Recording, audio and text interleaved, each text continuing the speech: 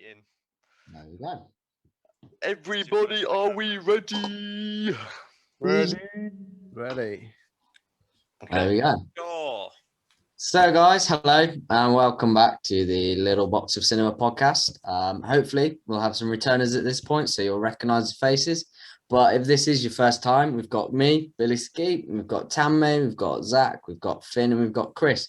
So if you are a returner, love to see you again. And if you're not, why don't you just hit subscribe, give us a like, and get involved. So this week we're going to be talking about independent films, commonly known as indie films. And news of the week is quite similar on this topic. So I'm going to hand over to Tamme to give us his amazing news. Hello, everyone. Welcome to the podcast. This is Tamme Shrivastava, and we have a really good news for this week. So my independent film, 90 Days to Leave, has just got into another Oscar qualifying film festival. It's already an Oscar qualified film. And if it wins an award at this one, we may compete at the Oscars next year. Which would be big. Which would be big. Well done. Big up Tamme in the comments, guys. Woo! Yeah, let's go. And another news is that we just got mentioned at one of Hollywood's most amazing magazines, Cut Frame Magazine, and people are very impressed by this independent film. Awesome. Thank you. Yeah, so what we'll do is we'll probably put some links down for you to check all that stuff out so you can show your support. With all that being said, let's get straight into it then, guys. So what makes a good independent film?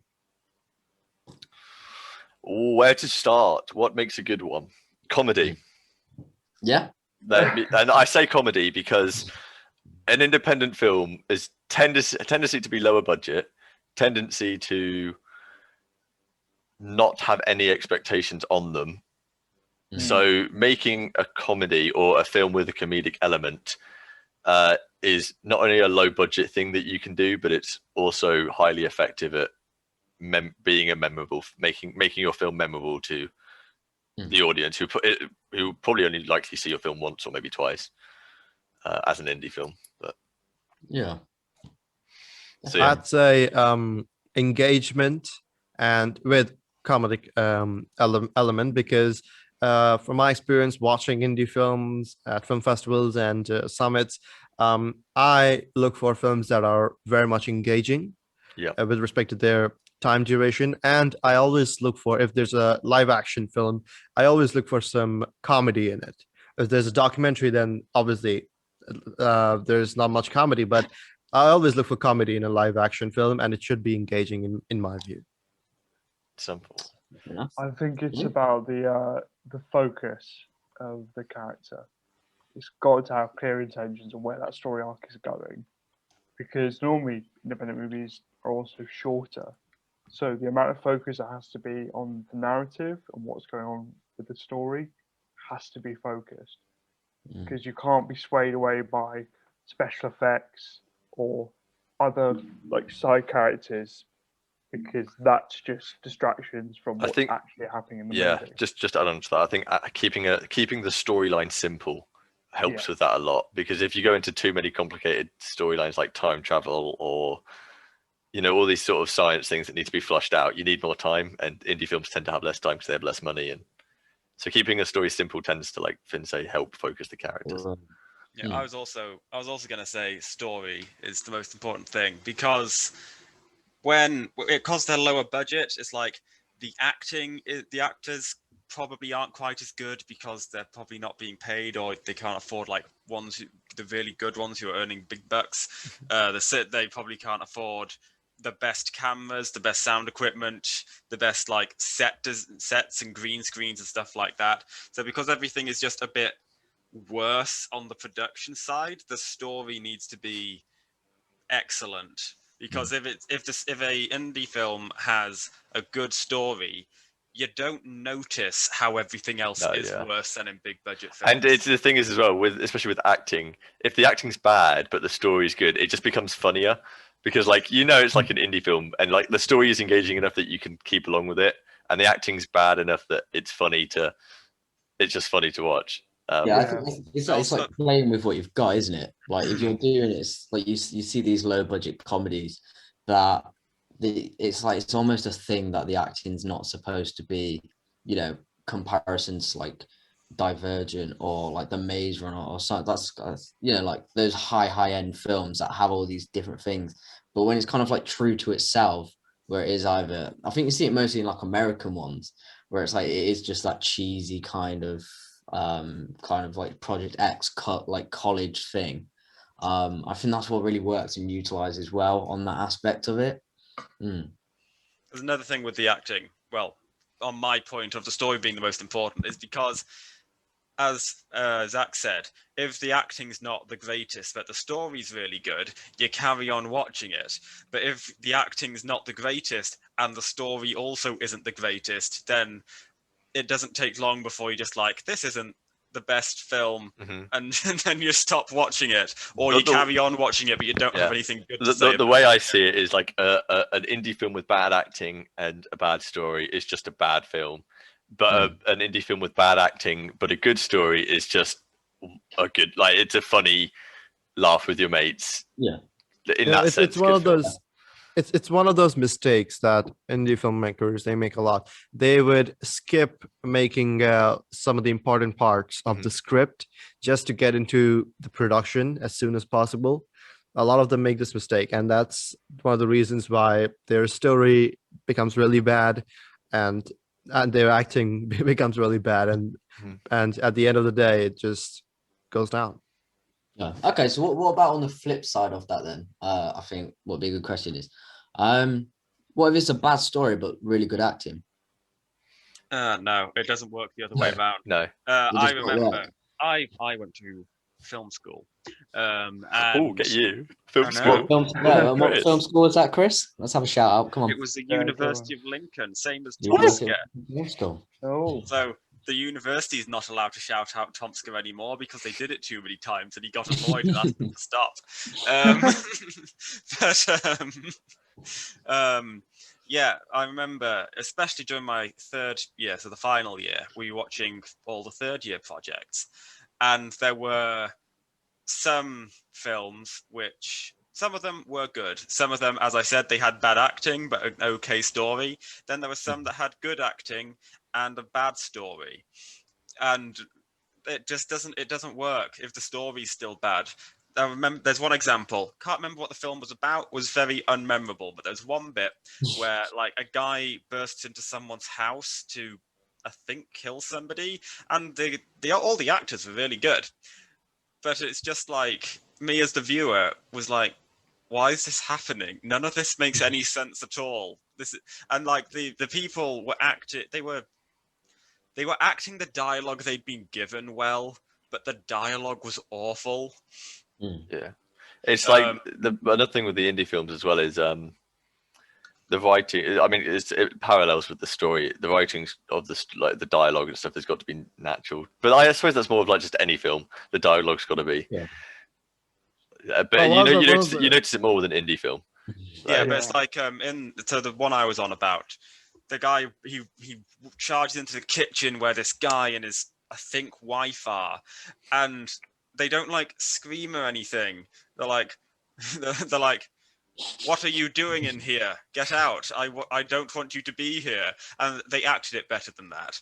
But I was just sitting there like, that's not how, regardless of how they acted, that's not how people would react to that situation. It's the thing is, like, people when you say you relate to a film, right? And then you say why you relate to the film, your first response is, oh, I relate to this actor doing this emotional act, right? No, you relate to this film because the first primary reason is because of the story or because of the situational. Because of the emotional impact that the whole film as the story has on you, and then that emotional impact is heightened by good acting.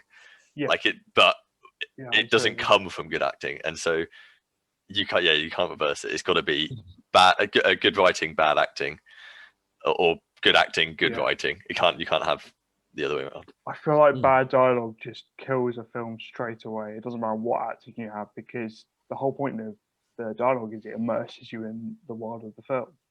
If you're not immersed and it feels unreal and it feels disconnected, then you're not going to be connected to the characters. It doesn't matter how well a line said.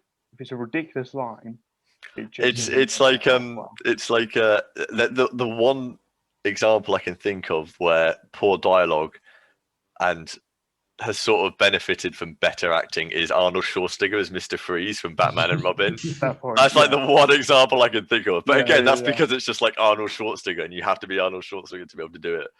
But But like, it's also like the comic book approach that he takes to it as well, because Yeah. of all the puns he uses. It works in the world. Yeah. Yeah, yeah, I absolutely. think with someone as big as that as well, it is almost I wouldn't say it was like a fad, but it's almost kind of a thing in itself for just having that one person say something. Like everyone will, if you're a true film thingy, true film buff, would love Terminator. I would be back. Like, let's be Yeah, honest, be like, back. the first few Terminators weren't, I'm gonna throw it out there, weren't amazing looks wise, story wise and whatnot, but like looks wise. But there's just some real iconic moments in there that like only that person could deliver. Yeah, Yeah. absolutely. Yeah. So, So I, like, let's I mean, let's go on. acting with a bad dialogue is possible, but it's very Mm. dependent on the icon. And of very the actor. challenging. It's very challenging Yeah. for some actors. I'd say overall, back to the question of what makes a bad indie Oh, film. yeah. And just bad films in general, and it doesn't even need to be indie films. It like happens with theatre productions as well. Just the dialogue, I'd say, is the most important thing, because you can have a good story, you can have a good concept, you can have a good actors, but then if the dialogue's bad, this happened on a theatre production I was watching a few weeks ago. Made by one of my friends, and I didn't have the heart to tell her how bad it was. Zach knows what I'm on about, she because I watches- complained. watching now. Yeah. She watches this podcast now. And it's like, Chris, Oh dear. we're coming for Wow. you. Pitchforks But- and everything. But it's like the actors were good. The story it wasn't terrible. But it's like the dialogue was so bad. I was just sat there like it was distracting how bad it was, because it was people talking to each other in a way which I was just like, has the scriptwriter ever actually heard a human conversation before? Yeah. And I just didn't care about what they were saying. I didn't feel like it was moving the story forwards. Some of the stuff they're saying was just weird and needless, and they didn't respond to each other in the same way as actual people do. It's kind of like, I'm gonna throw my entire backstory at you, and it's not an interesting one because I'm just a guy who likes dating women. And then the woman doesn't really respond to it. She goes, I will respond by throwing my entire backstory at you about how my dad left when I was 3 and it made me love fishing or something. It's like, this isn't how people talk, and the whole thing was ruined by just There's how almost the like characters actually talk to each other, even though the actors acted the lines they had quite well. yeah, there's almost like a stagnant feel to it where it's like you can see what they are trying to like emote or they're trying to put out there and they're trying to connect and you can see it, but the way they've done it is like it's like the famous thing show don't tell, but Yeah, all they're doing absolutely. is telling. Like let's see like a flashback, or let's see just something. Let's not, that's more Like natural. It's like Oblivion dialogue. Yeah. Yeah. Oh god. If That you've is never terrible. played Skyrim or Oblivion, go check it out with someone, especially in the earliest Elder Scrolls stuff. It's like, hello, how are you? I saw a mud crab today. Vile creatures. Interesting. Goodbye. And then they just turn and walk away from each other. Yeah. So let's go off what Chris said. Like, what makes a bad indie film then? We've kind of touched on it already. Story wise, Mhm. one that's trying to do far too much. There was one film I remember watching. I can't remember the name of it now. It's basically, the concept of the film is, the Well of Eternal Youth. Yes. Right. So Oh, yeah. the concept of the film was the Well of the Eternal Youth, except it was an entire like cave system, and it didn't make you younger. It just froze you in time.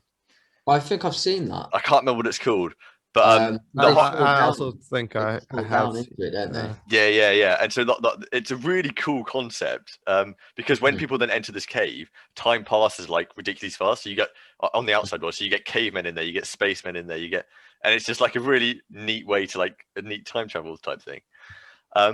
but then they ruin it because they try to rush the story, because Yeah. it's a film that needs 2 hours, but it's only got an hour and a half, and so the ending is completely rushed and it ruins the whole film.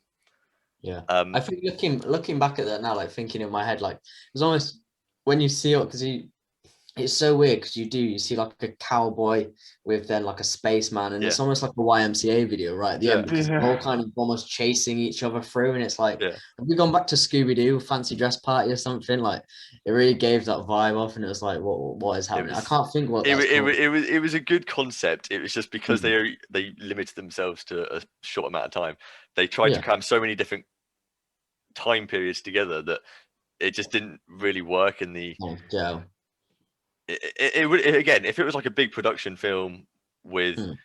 2 hours and much more money, it probably would be one of the best films made. But it's not, because Yeah. and I so think- why is an indie film bad? Because they try to cram too much into yeah.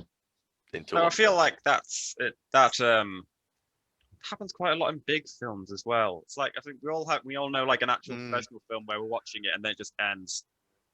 Yeah, but Really I guess abruptly. I suppose you're right. I think it's just really obvious with an indie film, because like Yeah. with the big films, they're at least higher production. So like with Batman versus Superman, no, not Batman, the Justice League one, with like the Flash and all that, that felt like you needed a film for the Flash before you had that film. Yeah. And True. like and so, but because it's such a high production movie, you notice it, but it's not like as detrimental as like the other aspects of the film. That film had many other problems with it that made it bad.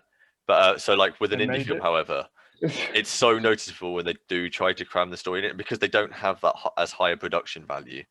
Mm. Mm. It becomes more noticeable and more unforgiving, if that makes sense. I think a Yeah. lot of it boils down to budget with that kind of things. Mhm. You know, like for definitely with that film, if they had that kind of extra half hour, 45 minutes, they could have made it into something a lot more thought out. Yeah, and No. I think trying to be something it's not. You know, when an indie You know- film really pushes to be like a blockbuster Mhm. instead of just being what Yeah, it they don't Yeah. accept what they are. They I try to agree. be a big blockbuster. Mm. Oh, the film's called Time Trap as well. Yes. Forgot. You It's know, really one of talented. those mistakes with Billy is talk about budget. Let's say, so a lot of films, they independent films, so they would first collect enough budget to shoot it, to film it. But this is a mistake that they always make. They think that if they use the budget in shooting, that'll be perfect. That'll be it. But there should be enough budget for the post production as well. You know, when you're for VFX, for CGI, for editing, because you have to pay the editor, you have to pay the VFX guy, you have to pay the CGI guy. And in movies like the superhero movies or movies which are related to them, this is one of the biggest mistakes that they make, that they don't really plan the budget that perfectly. Another mistake is that they would just move through the script very quickly. They wouldn't even check it. Okay, there's a script, blah blah blah, done. Let's go with it. They wouldn't even check it, and they wouldn't even point out the mistakes. And it always happens with first time filmmakers. And this thing can really kill a film. With first time like- filmmakers. Sorry, it really shows it all, because it's hard when you're a first time filmmaker, because you read the script and it's your story in your head. And Yeah, it's it's the your way vision. you want to do it, Yeah. and you don't understand why it would be bad, because you've never made a film and you've never seen the changes that a script will go through while Mm. making a film or whatever. So Mhm. it's like, it's really hard, and you're like, but it's one of those things you have to learn. It's Yeah. also Accept. I also think it's an effect of writers directing their own films, because if it's not to say if you direct your own film then it's going to be bad, but I mean, if you've directed the film that you're going to that you wrote, but if you wrote it and you're directing it, it's like, yeah, you have like a consolidated vision, but you don't have the step that you get if you give your script to a director to Mhm. direct for you, where he goes through it and is like, but why is this happening? Yes. That doesn't match up with what happened earlier, and that kind of stuff. So you as the script writer need to be on your own game, Yeah. checking your own script for that kind of stuff. Even though but you wrote it, so to you it just naturally It makes just feels sense. right. Yeah. It's if you're a writer director, you have to be highly critical, not only of yourself, but also let other people be highly critical of you. Give your script to somebody. If someone tells you this isn't sitting right, let's say it's a really important screen that let's say you wrote this entire indie film based on this one script, and this person comes to you say this isn't working. The scene that you wanted in is the one thing in the film that's not right. If you were so passionate about that film, what I would do personally is go to somebody else, because maybe it's just that one person's opinion. But if that other person says that it also doesn't belong in the film, you got to take it out. It's just There's something wrong with it. Yes. Yeah, and it's like getting more than just your view, more than just your best friend's view as well, because more often than not, your best friend will just tell you it's good for the sake of telling it's good. You want to get people that aren't close to the movie or yourself to tell Ideally, you the ideally, honest opinion. Or just of what somebody they're that you thinking. trust to actually tell you the truth. Yeah, Yeah. exactly. a good way to do it is to do a table read. Just with a bunch of it doesn't have to be the actors, it doesn't have to be the people making the film. Just get a group of people, your close friends, do a table read. First of all, dialogue will be so noticeable if it's wrong. Yeah. And then if you can come with a group consensus if something doesn't belong in the story or something needs changing. Because also with dialogue stuff, you need to be willing to change it Yes. quite a lot of the time, Yeah. because stuff sounds different when it's read out than when it's been When it's written. written. Like as an actor, there's been things I've been in where whole chunks of dialogue have been changed because I've read it out, and the writer / director's been there like, yeah, sounds great, and I'm like, no, that actually felt wrong to say. Yeah. It's It's not like- how it generally is thinking, because I think that the other thing as well, it's like obviously we are acting as a different person, but there is a census of would that actually almost even suit my face, like, or suit how I am how I look as a person. If you get someone very I don't know how to describe it, like someone may say something and it just doesn't match. Well, it's What- like, so someone like me, I come from a middle class, fairly well off family. If I was to then go talking street, it wouldn't fit well with me. Yeah. But that's because I've never spoken it before. And so if I was acting it, it would look so obvious that I'm partially because I'm also not a good actor, but like, it's one of those things. You're right. You need to get the right actors for the right roles, particularly with indie films, because otherwise it does mess it up. Yeah. I feel like sometimes that can be one of the things where like they might not have the budget, like we were saying earlier, for a higher paid actor, but then at the same time they might be quite limited to what is actually there. And I think shortcuts can often be taken to just go, look, they'll kind of suit it. Let's just go with them. That'll be fine. Yeah. Like with the whole script and dialogue and stuff, there's a reason that people who work in the film industry professionally can make a living as script doctors, where all they do is read other people's scripts and fix the problems. Because even professional writers put problems in, and 100%. they do it enough for other people to be able to make a living fixing other people's scripts rather than we had a it's also something like the actors can change it and it would make it so much better. So we had a film talk about the King's Speech with the guy who wrote the King's Speech, and it was a phenomenal film talk on the National Youth Film Academy website. Go watch it if you guys are listening. But one of the things he said was in one of the scenes in the film is just the main character swearing over and over and over again. And one of the things he said was originally in the script it was just the F-bomb. Like that's all they would say. But the actor was like, no, it needs to be more, and then they just started swearing loads. Yeah, and he's the bit he was on there's, about specifically. Yeah, there's he would just swear another thing himself. about it. There's another story about it. If you've seen the movie The Wolf of Wall Street, in the scene when Jordan Belfort and Mark Hanna, they go for lunch, and then they're just chest beating the song. It was not originally in the script, but Matthew he created it on set, and Leonardo DiCaprio and Martin Scorsese, they loved it. Not an indie film though, but I highly recommend checking out. It's one of those things though that indie films can do, is just letting the actor maybe say, not to say their own dialogue, but like take a little bit of initiative with dialogue. We're a 'Cause lot more Like, fluid. oh, I have another story about this. In Leon the Professional with Gary Oldman, you've probably seen the meme if you haven't seen the film. The bit where he goes, "Everyone!" I think yes. Oh, yeah, that blew out everybody Yes. thing. Thank you Yeah, for yeah, that, yeah. Chris. He was meant to just say everyone in a very serious way, but the director, they'd done like 5 takes of it because the director was like, "You're not saying it right." You got fed up. So when they did the next take, just before the first action, he signaled for the sound engineer to take off his headphones and then just screamed it. and that's the take that got into the film. They Yeah. did other takes It's afterwards one of where them, he isn't didn't it? scream it. But when it actually came to the cutting room floor, the director was like, "Nah, him screaming it in that one take is the one." And that's kind of like the magic with film, and especially like in indie film. There's so much opportunity just to play around and just go, you know what? Like, we're not tied down to anyone or anything. It is our project.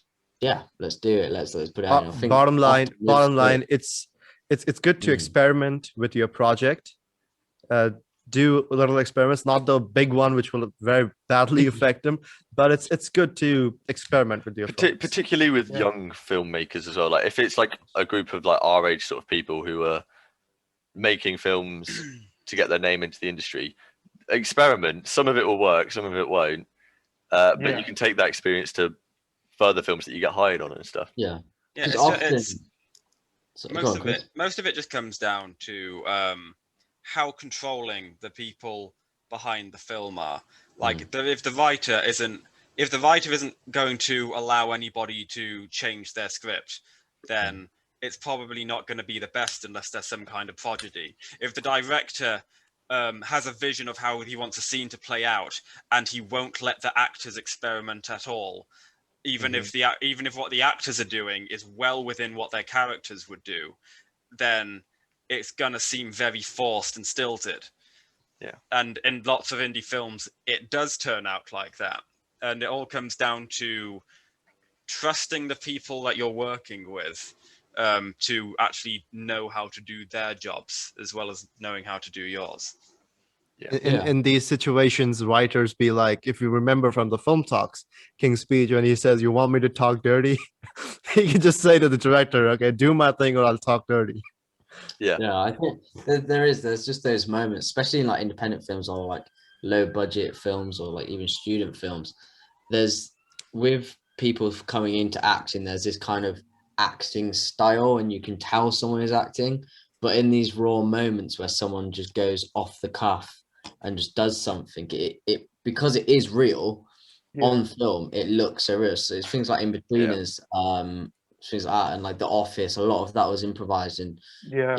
it has that witty quickness to it because it is as simple as that. I think one of Actually, the better examples for sorry, Chris, I'll finish this one. One for the best examples was in one of the Fast and Furious films where The Rock comes through, and he says, I can't remember what he said. He says something about the car, and then one of the people in reply goes, "Yeah, what about that forehead as well?" Something similar to that. And like the guy spat out his drink because it was just they just said it off the thing and off cuff, and the reactions to it was genuine, and it was just so quick and witty because it just wasn't pre-planned, and it was just naturally out there. My thing was that in the In-Betweeners, because we had a film talk on the In-Betweeners as well, apparently most of that wasn't improvised. All the jokes and stuff they said was just how it was written in the script. But that is a different side of it, where it didn't feel natural because it was improvised. It felt natural because they chose people as the characters who were the people playing the characters in their real life are the type of people who would make those kinds of jokes. So it doesn't. So it comes across as completely natural because to the people playing the characters, it would be even if they weren't playing the characters. Yeah. Again, it's like kind of matching the face to the voice and style, as well as like the person as well. Yeah, and I think with indie films, like you've got to be very selective in who you pick to act in your film, but then also have a lot of trust in them just to do their own thing. Yeah. So there's a fine balance between it all. Definitely. What was I going to say? Oh yeah, I was going to say like the reverse flip side of that. I think one of the best things about indie films is because they have a lower budget, they can limit themselves, and they don't. You can learn from bigger films, Mm. right? And not do that. So I don't know. You mentioned Fast and Furious. In Fast and Furious 5, when Diesel just like jumps and headbutts the Rock, and then you guys, it was just like it was the most staged. Like you could tell he was on a wire flying for that, and it was just like nah. And they took the high production value of it, and they just went too far with that one specific thing, and it was just so obvious. And the best thing I find about indie films is because you don't have the budget, you can't even consider that. You just like you got to find your own way, or you know. Yeah, I think people, especially with like the CGI in Marvels and things like that, there's almost a debate: is Marvel acting actual acting, or is it just CGI? I feel like in the fight scenes, I know we touched on it in another podcast before, with Black Panther, and there's 2 fight scenes in that. One, the first one, which was actually done through people, as far as I'm aware of, or mostly done through people, and then the second one, which was done fully CGI. And there's just like a weightlessness to it because there's no actual embodiment of a person there. But I think what independent films do well, like you're saying, Zach, is they don't even have the option to do that. So they have to think of how can we actually do that in real life, which if you're making a film or if you're trying to represent something, it's a representation of something. An indie film goes wrong when they try to do what the big films do. Yeah. Yeah, absolutely. When they start doesn't suit to what they are, then they do it effectively. Yeah. It's almost a thing of like you're an indie film, you have a limited budget, deal with it, accept it, and work with it. Don't try and but be smart. Be smart about it as well. Yeah, be smart. Like I'm currently on the team producing a film, and it's about a robot. Well, it's about an AI, but because we don't have at the moment any budget at all, it's like how do we do this? Instead of going down like the iRobot or Ex Machina route or whatever, where it's like super CGI, we're just going to have it look like a person. But the fact that it looks like a person helped us to the fact we decided early on we don't have a budget for CGI or fancy costumes or whatever. It has to just be a person who we say is a robot. That has actually ended up playing quite a big part into the story of the film about why they look so much like a person, and how other people react to that, and it's quite a big part of their character that they do look exactly like a person, aside from like a few small things we could afford to do makeup wise to signify that they're not. But I guarantee if we were like, now it has to be it's a robot, so it has to be a robot. So we went out and we got like, I don't know, we raised £3,000 for CGI, and we could have afforded some terrible CGI, and it would ruin the film. I can tell you now, before we even filmed any of it, that it would have ruined the film. Yeah, I think especially even following on from last week's podcast talking about horror, that is a great example as well, where they want to include some CGI of a monster or a thing where we touched on last time, where we were saying about basically like the more effective horror are the ones that just leave it to the people and leave it to the mind. And I think often with like what Chris is saying, like if you present to the audience, you're saying this is what this character is, they're going to believe it, rather than having to actually show them that this person is a robot. Because often CGI, I think no CGI is better than bad CGI. Definitely. Or like indie horror films, quite often, because they can't afford elaborate makeup and CGI and stuff, you don't see the monster like at all. And sometimes it turns out terribly, like in Paranormal Activity, but that was just a bad film all around. But it's like, but in ones where it's like, it's set in a way where, say, the characters can see the monster, but you can't show the monster because you can't afford to actually make one. So you haven't like, you'd never see what the character's actually seeing, or you only show it from the monster's point of view or whatever. It adds a whole new feeling to the film, which you don't see in big budget horror films, especially not, at least not anymore, because they can just afford to actually have the monster. But the principle of what Billy and Chris are saying really makes sense, because the idea that this thing that you're imagining, once you see it on the screen, it's never going to amount to your expectation of that creature. It doesn't Yeah. matter what you Yep. do. It doesn't matter what makeup it has, what CGI. If you see that creature, it's ruined that expectation in your mind. Mm. That's You the know, idea. there was a film. It wasn't about robots or monsters. It was a historical based film. If you've heard of it, it's called Argo. It has Ben Mm. Affleck. Oh yeah, in it. yeah. So it's film. actually, if we look at financing, it's an indie film. Yeah. Because these companies were fairly new at the time when this was created. So it's an indie film, and the budget was quite low.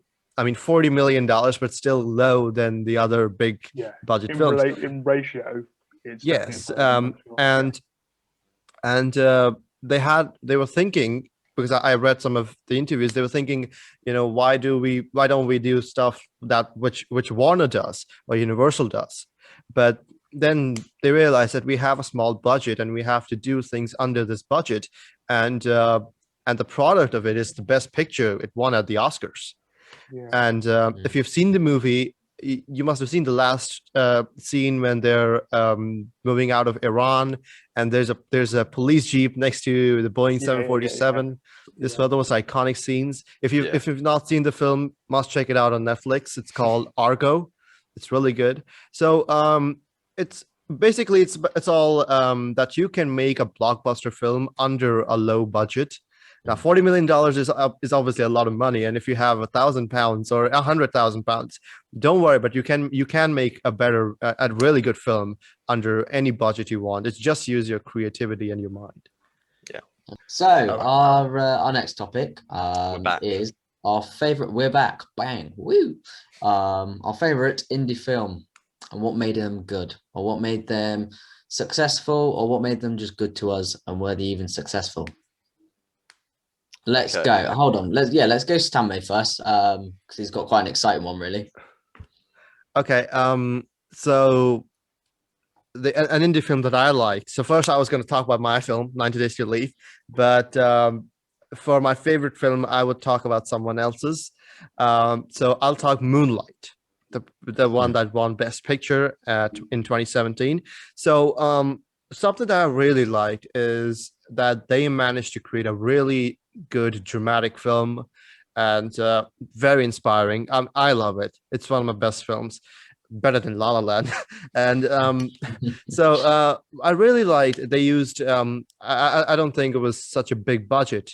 It was a medium budget or a relatively small budget, and they managed to make such a great film in this much of budget. It's just extraordinary. Everything in it, the music, the acting, obviously you have one of the best actors, but the story and the vision of the director and the sonic approach of the music, it's just remarkable. And that's something that makes my interest in that film so much, because I love Moonlight. And if the makers of Moonlight, if you're listening to this, I love you guys. You guys deserve the Oscar. I mean, no, totally you mentioned the music there. We touched on it a little bit privately amongst ourselves, but like, music is so important in the film, and especially for an indie film where because music helps develop a story and it helps elicit an emotion that you want to elicit, and it particularly with an indie film where you've got less time, less dialogue, less budget, just investing in a good soundtrack can turn your film from like an average Mediocre indie film. film to a Oscar worthy Blockbuster, yes. Yeah.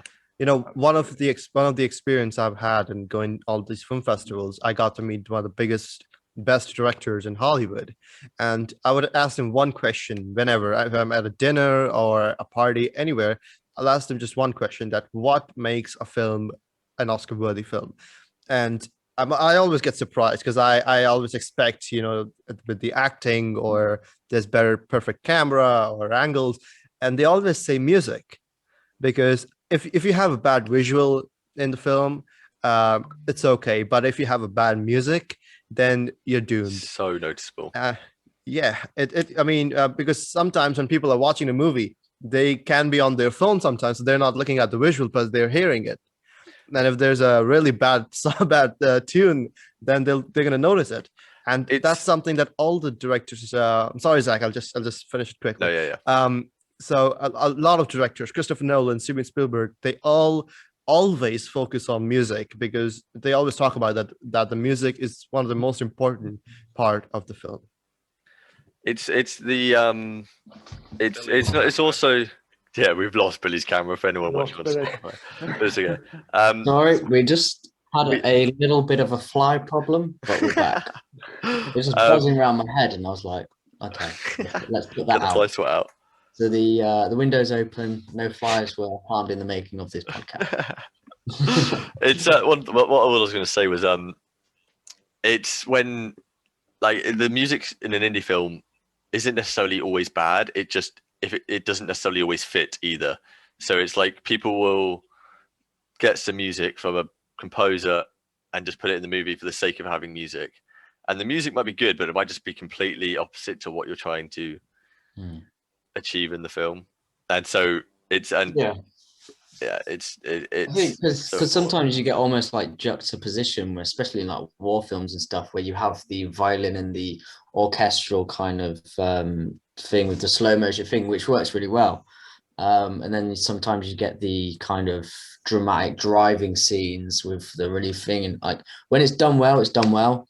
But when it's just Yeah. off, it just completely throws people on a movie. yeah, and especially with indie films that try to do war films. You can do a war film as an indie film, but the music has to be perfect because you have the lower production value, because you have, which you would have with a lower budget with an indie film in the most cases, not all obviously.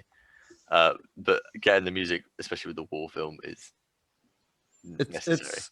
It's one of the mistakes that indie filmmakers make. They do not. I mean, a lot of them do, but some of them they would not invest much time in finding the perfect music, because I just added quickly. So a long time ago, I saw this meme on Filmmakers World on Instagram, and I would say it as a meme, but it was true. I mean, the time that takes in making a film and filming it and getting the videos, everything done is relatively less than the time it takes to find the perfect music. Because you can go around all day on a computer just to find a perfect tune.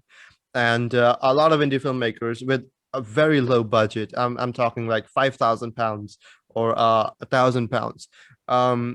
I got one advice for it. Try looking for copyright-free music on places like YouTube, and I want to give a quick shout out to Coag Music. If you're a filmmaker and making a dramatic film or a horror film, you should definitely go and check out Coag. All their music is free. And by the way, Coag, if you're listening, your music just became Oscar qualified. So congratulations. There you go. Music, I find, is one of the things that, especially on low budget films and student films, which it's one of the main things that, to me, signifies if the person making it's a bit of an amateur. Because especially writers and often unexperienced directors, they don't think about the music when they're writing a film. But something lots of people don't realize is just how kind of unnerving silence in a film is. Like if you're ever watching a film and actually like listen, even if it's just people having a conversation, there's always some kind of background noise to immerse you in the place. If it's not music, it'll be like if they're sitting in a house, you'll be able to hear cars outside and birds and stuff. And even if and those things quite often are added in post by the sound editor, because just having silence is weird.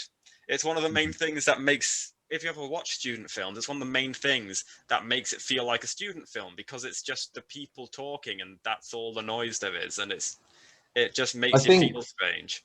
I think the one thing that does silence well is horror.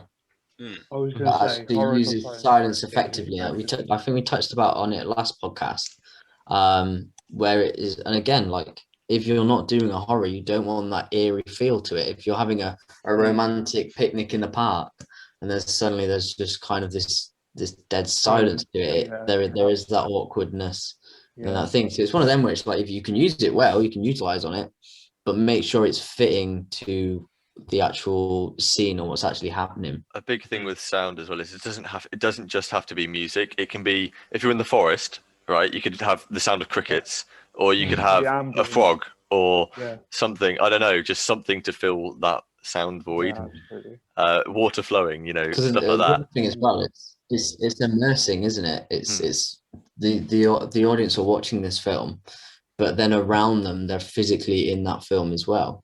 Yeah, So when I was at university, my third year project, I was with a great team of people who actually like the end result came out pretty well. But it was like watching it back, it feels like the most professional thing that I've worked on.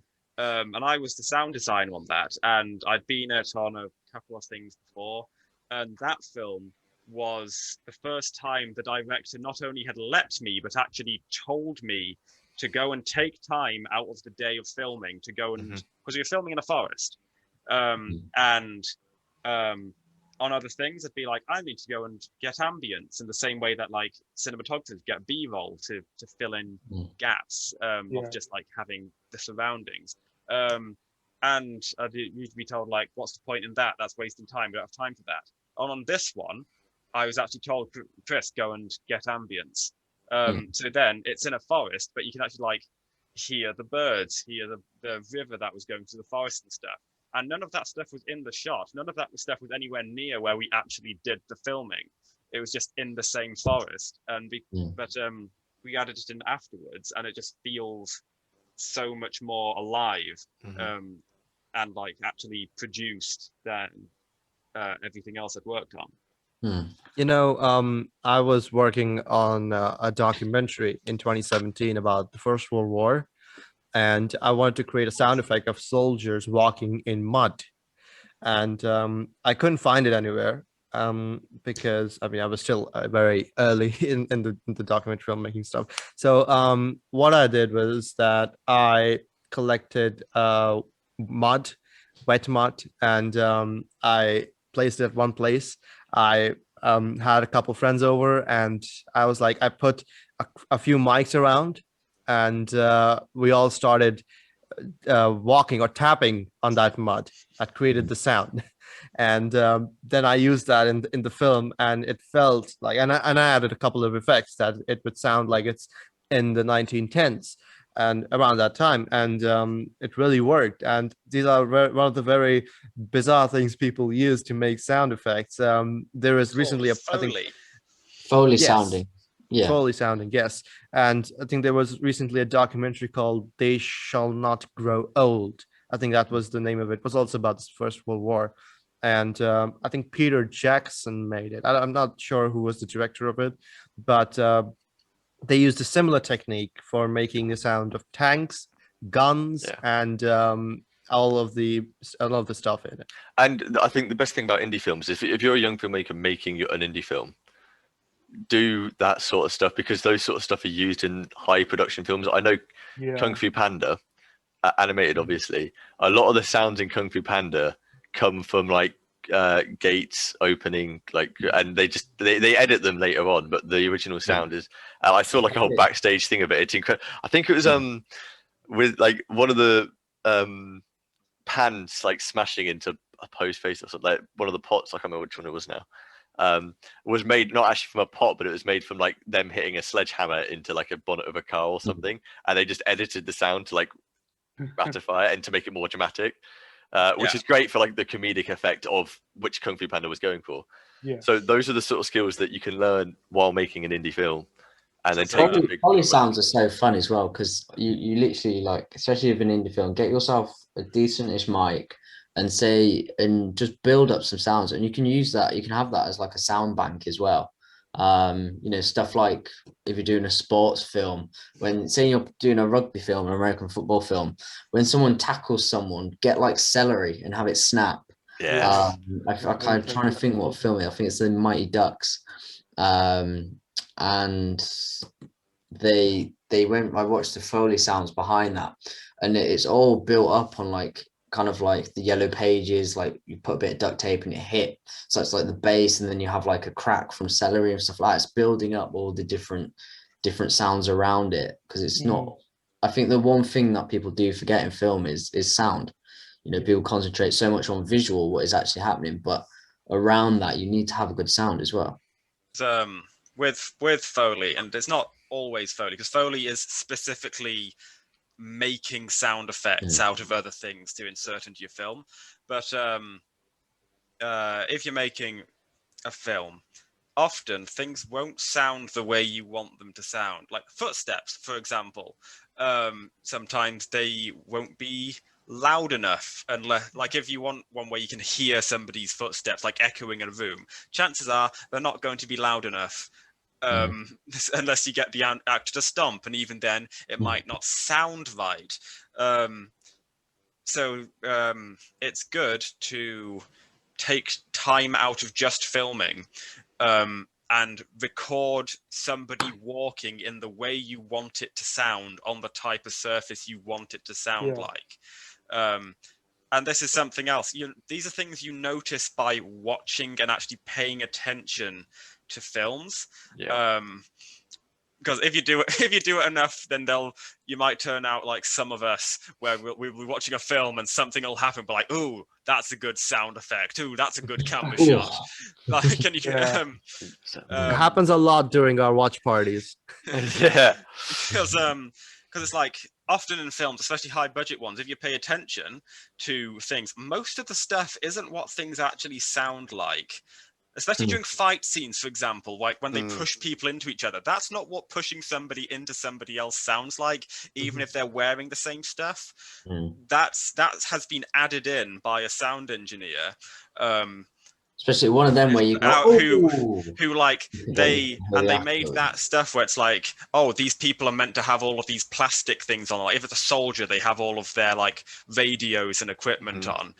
So if sound engineer puts a bunch of stuff in some cloth bags and smushes those bags together violently in front of a microphone, then inserts that sound over the actual footage. But it works to such an extent that if you don't know how these things are made, or you haven't paid attention to it, that just seems completely natural in the film. But then when it comes to lower budget independent films that haven't had the time put into them in that way, it seems cheap, or it seems a bit off, because the sounds aren't right. When the sounds are right, that's what it actually sounds like. But in the big budget ones, we've become accustomed to things sounding a certain way. Because they're hiding it. Yeah. So then you notice it when things haven't had that post-processing put onto them. Cool. I'm actually getting use out of my degree. I'm an actor, in case you're wondering. Go on, An actor and a voiceover artist. I spent 21 grand to go to university and learn how to make films, only to decide I actually wanted to act in them. But now I'm getting use out of my degree. Yay! Well, let's carry on. Let's carry on getting some more use out of it, Chris. What's your favorite film? What's your favorite indie film then? Sorry to bother you. You're not bothering me. Oh, yeah. It's the it's the one with the big plot twist that you would never ever expect to happen. Who's seen it? I've seen it. I haven't seen it. Yeah. Okay, I won't spoil it. But there's a big plot twist. You will not guess it. No. I can tell you about everything else in the film, and based on that, you will not be able to guess what the plot twist is. Okay. There's no lead up to it at all. It's just completely out of kilter. Yeah, but it's just kind of like, oh, the film's just continuing down its trajectory. Entire 90-degree turn on the story. Plot twist. But it's the stuff before the plot twist that I can tell you about. It's about this guy who he works in a call center, and he has white person voice, where he's a black guy. And I have seen that film actually. But he is it on Netflix? I think so. Yeah, I think I've watched that actually. But he has the gift of white person voice, which apparently, when it comes to selling, is very important, because apparently white person voice is talking a lot like this. And be like, hello, my name is Charles. I'm wondering if you'd like to buy something from my company. And so this guy, he's really poor, and he's not from the hood, as they say. As they say. But he's not very poor, he's not very rich, and his girlfriend's not very rich. His whole upbringing is not very rich. But then he learns he can do white person voice, and he suddenly skyrockets in this company up to like the highest levels, and he's making so much money, and he kind of loses all of his friends, kind of, because all the people he started out with, they don't really know who he is anymore, and his girlfriend leaves him because he's changed too much. She doesn't like how the money's affected him, and it's just a weird concept. It's something that wouldn't get commissioned by a big studio because it would be weird. No one would go to a cinema to see a film by Paramount about a poor black guy who learns he can do a voice to sound like a white person and then get rich off it. It has all these little quirks that you don't see in big budget movies. Like, his girlfriend makes her own earrings, and it just keeps pointing to it all the time. Where she'll just turn up and somebody in the scene will be like, "Nice earrings," and she'll be like, "Thanks, I made them myself." And every time they'll be different. It'll be weird things like clay burgers, or just the word "bitch" covered in glitter and things like that. And you don't see that kind of stuff in big budget movies. No. Then the plot twist happens, and the plot twist is definitely something you wouldn't see in any big budget movie. Nobody at a big studio would look at that and go, "Yes, I'm going to give you $7 million to make that." There's someone in theatre, and they always, it might be film as well, I can't think who it is, and they always put a banana somewhere in the film in a bizarre way. So something similar to that, where like I can't think who it is. If anyone knows, put it in the comments, and we will give you a prize of some sort. We'll shout you out in the next podcast. But they put bananas in a bizarre way. Like, I think there's one where they use it as a phone, and there's others in it, and they base their kind of not the podcast. They base their shows around how they can implement this banana in a new way. So I think there's always that fun little element that you can do with independent films where you can build your own little thing as such. So Finn, what's yours? What's your independent film? So mine is The Prestige, which is the 5th film that's directed and written by Christopher Nolan. So I just want to establish a few things, because obviously we've established that independent movies normally have a very small budget. This is an independent movie because of the budget it had, but it definitely has more of a budget than some of the films that you guys are talking about. So just to establish that straight away, first off. The Prestige is an incredible movie. It basically shows you how to create a film where you're showing instead of telling. It does it masterfully. There are like things that happen where the timeline is slightly skewed. It's not really mentioned from one scene where it is in the timeline to the other.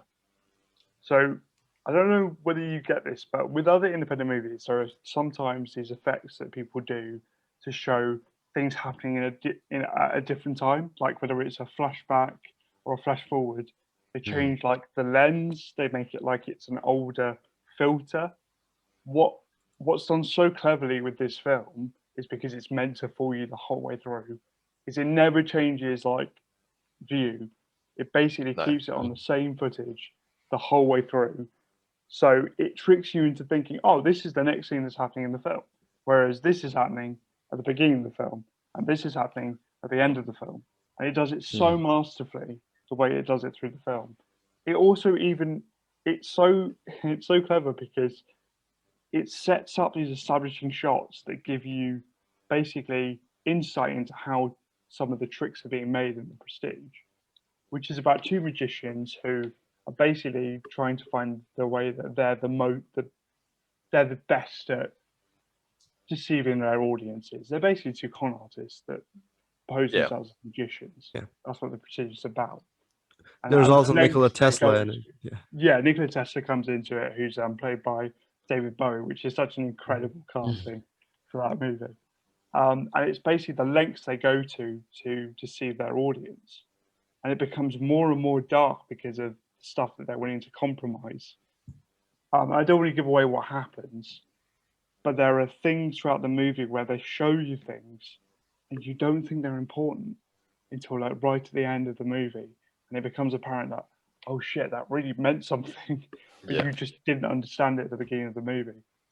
And it's about that idea of hiding in plain sight, which Christopher Nolan does obviously so well. It's Yeah, one of Christopher those Nolan. scenes Nolan- regarding the hat, and he asked Yeah. Tesla that why there are so many hats and cats, and we Yeah. understand about it at the end of the film. I ignored that hat part during when they were showing that, but then at the end I realized, okay, that was one of the most important things. Yeah, and again, like without giving away, there are things that happen where you find out that one of the main characters has there's like something to do with one of the main characters, and it explains why he can do some of those tricks, whereas the other character, Angia, has to find more scientific ways of replicating that idea, and he overcomplicates it. He doesn't see that the simplest answer Yeah. is the one that's hidden in I plain sight. think with He doesn't see it at all. I think a good thing with indie films and a good way for indie films to keep their story engaging as well as simple is to build up to lead towards a certain thing, Yeah, and not it doesn't even have to be a quick change. It No, just it'd be great it could be to- like you could reach a point. So like the film I'll talk about in a minute after Finn's finished is I'll talk about it in more detail. But like you can build up to a point, think the film's going to be over, and be like, oh, okay, no, this is. But you can do it. There's a way you can do it that's effective and it works well. Yeah, it's like at the beginning of the movie, Michael Caine's character says to the audience, and you don't know where this is happening in the film, but he says, "Most of you want to be fooled," and it's true. Mhm. It literally tells you exactly what you want to happen from the film. It makes you want to investigate what's happening, but at the end of the film, you're still fooled by it. Yeah, it Still keeps you don't engaged, understand- and it like, keeps you engaged the whole way through. Yeah, and that's absolutely. something an indie film's got to do, whether it's a low budget indie film or a big budget. Yeah. If you can't keep a person engaged, particularly Then like why with make a movie? big blockbuster films, if it's like Godzilla versus Kong, if the entire film is bad, but you know the fight between Godzilla and Kong is coming, you'll stay just for the fight. For Yeah. Yeah. and that's something that big blockbuster films can do. But with an indie film, you've really got to rely on your own ingenuity and focusing on your story and doing Yeah. it like that. Absolutely. There's almost like you're saying, there's almost that thing like if like Godzilla thing, you wait the whole film just to watch that one moment Mhm. because the big budget films can have that because they've got those names. Yeah. You know, it's kind of I don't know how to describe it. I think it's basically like a top from Primark or a top from Kanye West's thing. Like Kanye West top can be the exact same one as the one for Primark, but everyone would go for that one. So it's like the Primark one has to make itself look better to get the better thing and be more smart. Whereas that can just use the name to sell it. And one of the ways it does that is by making it cheaper in terms of Primark anyway. Yeah, and so an sure. indie film, Yeah. sometimes the best way to and relate that to indie films and corresponding, the best way to do that with an indie film is to make it look like it's a good, like a high budget film without it actually being a high budget film. Budget, the high cost of it as well. Yeah, Definitely. exactly. And there's certain ways you can do that. Yeah. Most of it though, it's things that people put down to money when really it doesn't come down to money. It comes down to knowing what you're doing. The It's money. like, is it like Slumdog Millionaire or Yes, something? yes. That was Yeah. made on a very, very low budget. I think that was made on less than £1,000. Mm. But I won't say because the, £1,000, Wow, but I didn't know that. 10,000. Yeah, that's mad. Really? okay, it might not have been that low, but it was a very, very low Yeah, budget. yeah. But because the people making it knew what they were doing and they knew what they needed to do to make it look high budget, it doesn't seem like it's a low Yes. budget film at all. When Exactly. really it probably has a lower budget of most of the low budget. Like when we're talking about low budget films that aren't actually just straight up student films or whatever. Yeah. Slumdog Millionaire Yeah. probably had a lower budget than those. Yeah, so let's get back into it. Zach, what is Yes. your film? Why do you love it? Was it Okay. successful? All the bee's knees. Let's know. So, my indie film, my favorite indie film is The Package from it's on Netflix. Many of you might have seen it. It's very. It doesn't hide. It doesn't shy away from what it is, and it feeds off exactly what it is. So the plot of the film is a bunch of kids, summer break. They decide to go camping deep in the mountains in the wilderness, and get drunk. Basically, that's the plot. That's like how it starts. They do that, and one of them, while drunk, cuts off his dick. Sorry, that's just what it is. I'm just going to say it bluntly. That's what it is. And he then gets helicoptered away. He gets helicoptered away, but they forget to give they give the wrong cooler. Basically, they put the penis in a cooler to keep it cool, and there's 2 coolers, and they give the wrong cooler to the helicopter. So the whole film is the group of friends carrying their other friend's penis through the wilderness, going through all these challenges to try and get his penis to the hospital for it to be reattached. So it's a completely ridiculous, stupid.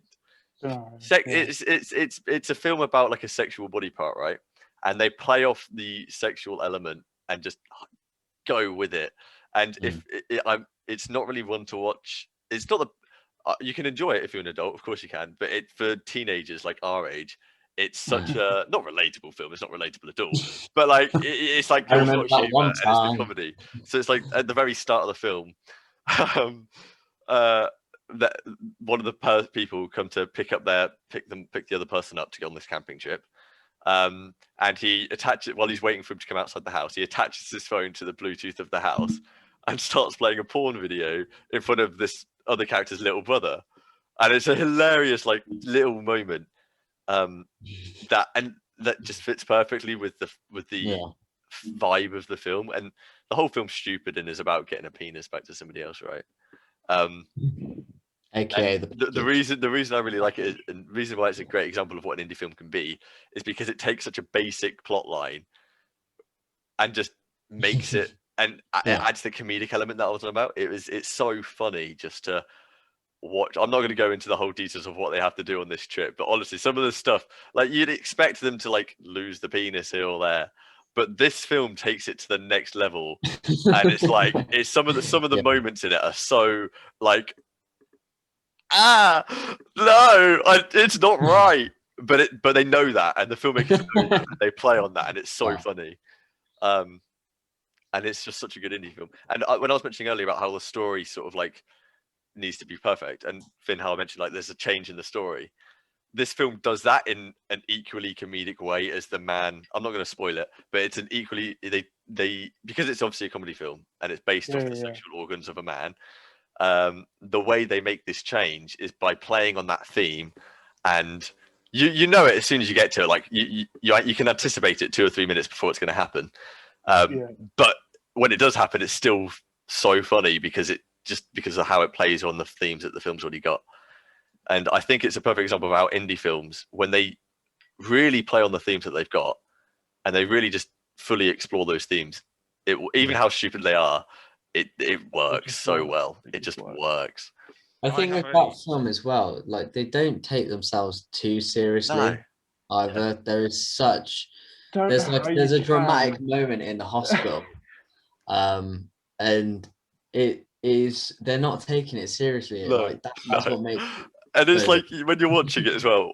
So like obviously they've cut the penis off, and so what they do is they've got like a little model penis, that the characters are basically just carrying around with them the whole time, and it's like you can tell the actors know it's a joke, and they look like they're having fun, right? There's 1 or 2 serious moments in the film for the sake of developing a story, which you have to have, but like for the most part, the actors just messing around, doing what they want to do with it, and it's so funny just to it feels so natural for a most unnatural film.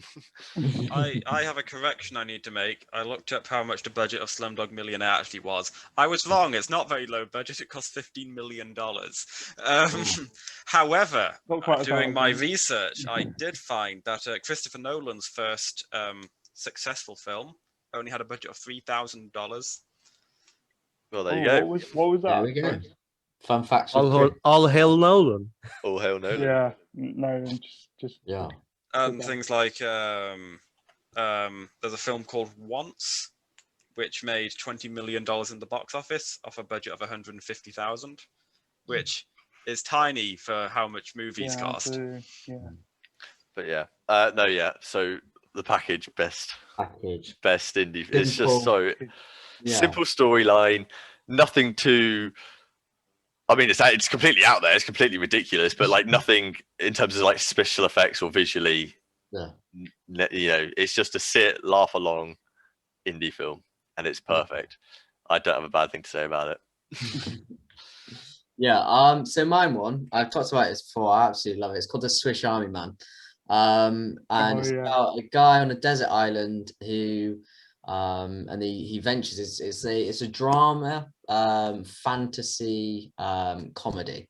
So that's the way they describe it, and it kind of is that and kind of isn't.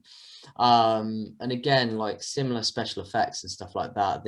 There is some very almost like the way they do it is like they speed up some bits. I'll get onto the part of it. So yeah, so this guy's he's desert. He starts off that he's going to again, sensitive topic, just to FYI. He's about to hang himself, but this body comes onto the island, and it's sat there and he's farting. And the people who made it are the people who made Turn Down for What. So budget-wise, it got quite a big budget because these people had made it quite well in the music industry, especially with that. So if you've seen Turn Down for What, you'll understand the exact mindset of these people because it's as if they've taken that and they've made it into film. So yeah, so Hank and this other guy who's a dead body, they adventure through and they kind of go through the thing and you go through it. If anyone's seen the eBay advert of the song where it goes popcorn, where it goes pop, pop, pop, pop, pop, pop, that's the same people that made this film. So the soundtrack in it is absolutely amazing. It's called Montage, that song. So yeah, so like the effects they use in it, like the more we venture through the film, more Hank can help him out to do stuff. So like they light his fart to like warn off a bear and stuff like this. And they kind of put him down, they put like a tube thing in, they like karate chop stuff, and like they're more on the like the relationship develops. And in Turn Down for What, there's a part where in they crash through the ceiling and the male part on his jogger's bottom starts coming out and going like this to signify that he's got an erection that's out of control. And I say that because it's an important part of the film. Hank's looking over at a phone, and it turns out that this is his girlfriend, which I won't spoil because at the end there's that massive twist, which I think if there's a twist in an indie film, it always tends to be good. Yeah. So yeah, so he ends up getting this erection, which shows them the way home. He gets like a twig and he moves it, and then it springs back the other way. And that's what guides them home. And the whole thing with the interview of the people that made it, they were like, how do we make a film that starts with a fart and ends with a fart but makes you cry? And it's Which just is brilliant. that's the thing with indie films. They just Great idea. like that's such a dumb concept. A guy cutting off his penis in the middle of the mountains, and that's such a dumb concept. Like, there's a place for like high budget like indie films, of course. Like Prestige is a great film, but like for me, the best indie films are literally the ones that take the stupid budget, the stupid concepts that big companies like Disney or Warner Bros. Won't do because it's just it's not the best public image for those companies, but it's brilliant. They're so because I just love them so much. Yeah, It's I think like the journey of it it's similar to the package, the journey of it. Like Yeah, the journey's just the whole through the point of it. woods and all this lot. They don't even accomplish much. Like with the packet, I'm not sure. I haven't seen Swiss Army Life, but they don't even accomplish much. It's just about having a laugh. The journey of But it, it's like yeah. lower budget indie films. They tend to be more interesting and wacky and like Yeah. than high budget films, because say by low budget it's like anything below 50 mil, really, if you're being realistic from what low budget classes Yeah. as in the movie industry. Mhm. But it's like if you are making an indie film and you get a budget of $1.5 million, then that sounds like a lot, and for making stuff, it is a reasonable amount for an indie film. But it means you only have to make back $1.5 million to whoever gave you the money to make the film, because and that means that you can do a lot more with the film in terms of what you want to be in it and where you want it to go and things like that, because you only need to get $150 million worth of people to pay to see it. Because it's a thing, people complain about big blockbuster movies and how they're quite like generic and manufactured and stuff.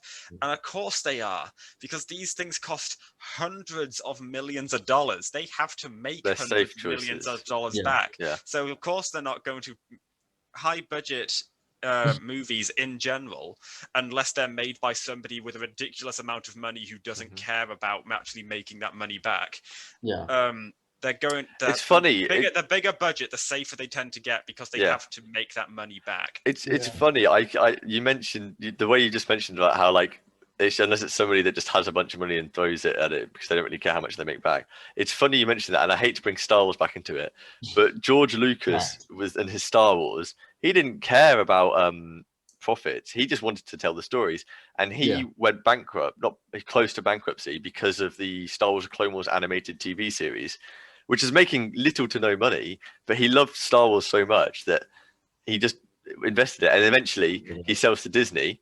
And I saw an article recently about The Force Awakens, and in the article, the writer J.J. Abrams was told to keep it as close to A New Hope as possible to be safe, for that exact reason. And that's actually one of the major criticisms of that specific film, because it's so close to A New Hope. It's like, but Disney wanted to keep it safe just to get everyone back into Star Wars and to make sure they can make money and generate hype. Yeah, because if it would have been better if it was closer to like the Clone Wars. The Clone Wars, especially the last season. I know it came out after the first couple of sequel trilogy movies. The last season of the Clone Wars is legitimately some of the best Star Wars ever made. Yes, I'd say it possibly is the best Star Wars ever The made. the last four episodes definitely, but it's that good to people who like Star Wars. Yeah. So with the Force Awakens, they had to make it as close to A New Hope as possible, rather than the Clone Wars, because although the Clone Wars is quite a lot better, I'm just gonna say it is than A New Hope. It's if people weren't already into Star Wars and they made it like the Clone Wars, people wouldn't like it as much. The Clone Wars is the type of thing you go on to because you like the first couple of films, because you've already been introduced and liked it, 100%. not something you get introduced with. Yeah, 100%. And it's the same with shows like that. Just a random thought then. Obviously, George Lucas started out as an independent filmmaker. Was when he made the first original Star Wars. Could they technically be classed as indie films? Yeah, they would be, wouldn't they? Yeah. Yeah. In which case, best indie trilogy made ever. Because Yeah, it would be, I guess. I guess when you the think about it. very early Disney films would, you know. I'm talking about the Yeah, very maybe. I mean, first. obviously they've become a big company now, but Well, I think the first Star Wars film was indie, but then it's like Lucasfilm was made, and he got loads of investors pouring money into it, and that point it kind of stops being indie.